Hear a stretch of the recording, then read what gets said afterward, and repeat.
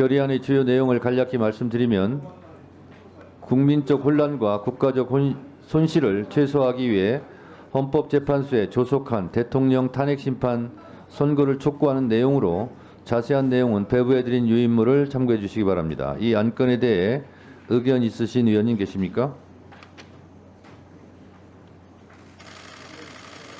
네, 박은정 의원님 토론해 주시기 바랍니다. 네, 결의안을 찬성합니다. 결의안에 담기지 않았지만 PPT 좀 올려주세요.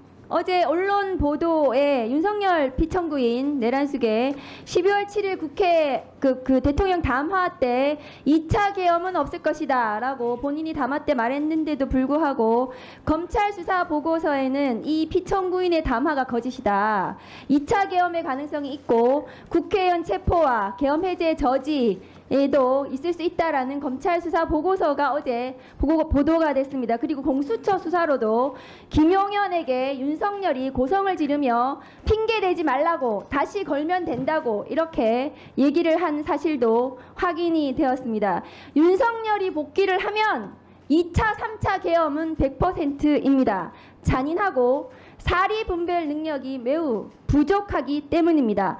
1987년 체제로 국민의 피땀으로 만들어진 헌법재판소는 내란숙의 피청구인에 대해서 신속히 선고를 해야 됩니다. 그렇지 않으면 스스로 헌법재판소는 존재의 이유를 몰각하고 헌법적 위기를 지금의 대한민국의 헌법적 위기를 스스로 초래했다는 책임에서 자유로울 수 없을 것입니다. 이 모든 것은 윤석열 때문입니다. 윤석열 때문에 판사와 검사가 그리고 헌법재판소마저도 법을 지키지 않기 시작했습니다. 법치주의가 붕괴되었고 헌법이 파괴되고 있습니다. 그런데 이런 윤석열 내란 수계를 풀어준 사람이 심우정 검찰총장입니다. 심우정 검찰총장은 지난 9월 인사청문회에서 인사청문회를 통과되지 못할 정도의 중대한 비위가 있었던 것이 지금 최근에 의혹으로 밝혀졌습니다. 올려주십시오. PPT 올려주세요. 심우정 검찰총장의 딸이 국립외교원 연구원 채용 관련해서 최종 합격자가 되었습니다. 그런데 이 심우정 검찰총장의 딸은 다음 거 보내주세요. 해당 분야 석사학위 소지자여야 하고 2년 이상 교육 등등의 전공을 했어야 되는데도 불구하고 여기에 해당하지 않습니다. 심우정 검찰총장의 딸은 국제통상을 전공했습니다. 석사학위 소지자도 아니었습니다. 그런데 11명 중에 최고 점수를 받았습니다.